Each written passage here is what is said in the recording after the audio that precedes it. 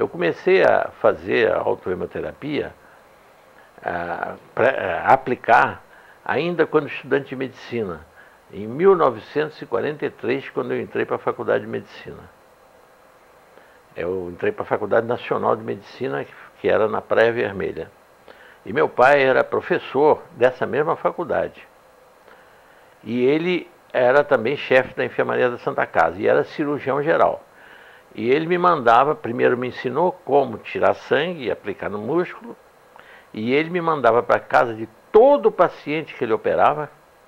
Eu tinha que ir na véspera da internação na Casa de Saúde de São José, onde ele operava, aplicar no paciente 10 ml de sangue, e depois, 5 dias depois, ele não esperava cair a taxa zero, não. Ele, 5 dias depois, eu fazia a mesma aplicação no paciente ainda internado, porque naquele tempo as internações duravam em média uma semana. O que eu não sei é como é que ele tinha coragem de operar eu auxiliando, porque eu só sabia era segurar os instrumentos e mais nada. Eu acho que ele operava era sozinho, porque o que eu sabia era apenas segurar os instrumentos, mais nada. O que eu tinha aprendido, a única coisa era aplicar sangue, tirar sangue da veia e aplicar no músculo, mais nada. E nunca houve problema nenhum. E ele teve com isso uma das taxas menores que eu já vi até hoje de infecção hospitalar. Porque ele fazia isso porque o trabalho do professor Gerson Teixeira, que foi feito especificamente para evitar infecções pós-operatórias, e que resultou num prêmio de cirurgia, do maior prêmio de trabalho publicado em 1940, e foi traduzido em 2 línguas, para o francês e para o inglês, esse trabalho, foi um sucesso enorme. O trabalho de Gerson Teixeira. Meu pai usava essa técnica porque ele tinha lido o trabalho de Gerson Teixeira. Ele tinha 150 cirurgias, operações diferentes, as mais variadas, comparadas com outras 150 idênticas, em que numa teve 0% de infecções pós-operatórias, quando aplicado o sangue. E na outra, em que ele não aplicava, a título de contraprova, ele não aplicava o sangue. As mesmas cirurgias, as mesmas operações. Ele teve 20% de infecções. Porque havia, naquela época, o grande problema era mais infecções pulmonares no pós-operatório. Porque a anestesia era feita com éter. E o éter irritava muito os pulmões. Então havia uma facilidade muito grande de infecções. Daí, como eu aprendi isso com ele, depois eu me limitei a usar durante muitos anos a autohemoterapia exclusivamente para para tratar de infecções, acne juvenil, que é uma infecção de estafilococcus, né?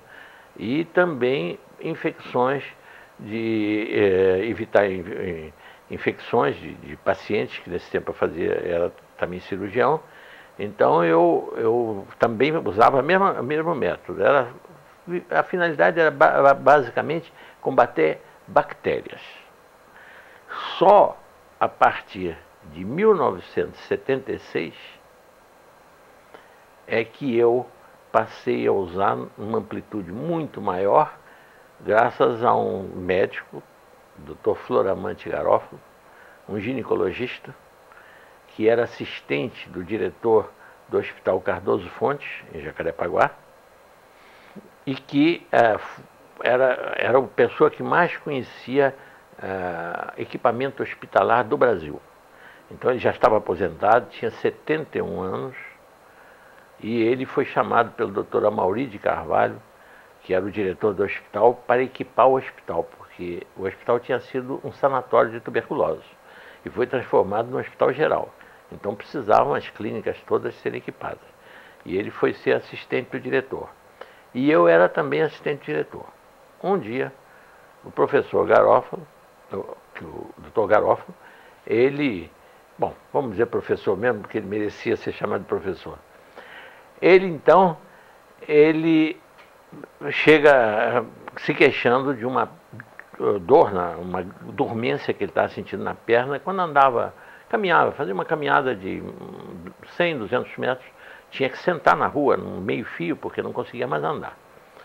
E eu então disse para ele, olha, Garófalo, você tem que ser examinado por um angiologista, e nós temos um excelente aqui, chama-se Dr. Antônio Vieira de Mello, é um excelente angiologista. É até primo, irmão daquele Sérgio Vieira de Mello, que morreu lá no Iraque. Então, ele vai ter que examinar essa perna. Ele examinou, primeiro com o aparelho, e disse, há uma obstrução na sua coxa direita, na parte média da coxa direita. Aí o Garófalo disse assim, bom, mas de que tamanho é? Bom, só fazendo uma arteriografia. Aí fomos para o raio-x, fez a arteriografia, ele tinha 10 centímetros de artéria entupida. Aí então, o doutor Garófalo, foi dito a ele, pelo angiologista Antônio Vieira de Mello, olha, só há uma solução, fazer uma prótese, tirar essa veia, essa artéria, esses 10 centímetros, e substituir por uma prótese de material plástico, né? Chama Dralon, uma coisa. Ele aí diz, o Garófalo rindo, disse, não, a mim você não vai fazer isso não, porque eu não quero virar um homem biônico. Hoje é essa artéria da coxa, amanhã vai ser do braço ou da outra perna, então eu vou fazendo prótese. Não, quem vai me curar é a autohemoterapia. E me pediu que eu aplicasse nele. Ele trazia, cada 7 dias, trazia uma seringa já tudo preparado, e eu fazia a aplicação da autohemoterapia nele. No fim de 4 meses ele me disse, olha, não sinto mais nada, estou bom. Eu digo, mas o doutor Antônio Vieira de Mello é que tem que dizer, dar alta, né? Dizer se você está bom ou não. E fomos ao doutor Antônio Vieira de Mello. E ele disse, eu não acredito nisso, é impossível. Isso é sugestão. Você se convenceu tanto com essa autohemoterapia que você está achando que está bom. Ele disse, não, agora ando quilômetros, não tem mais problema nenhum. Bom, mas pode ser sugestão. Então eu digo, eu é que disse aí, que dei a resposta. Eu digo, bom, não há por que a gente discutir se é sugestão ou não é sugestão.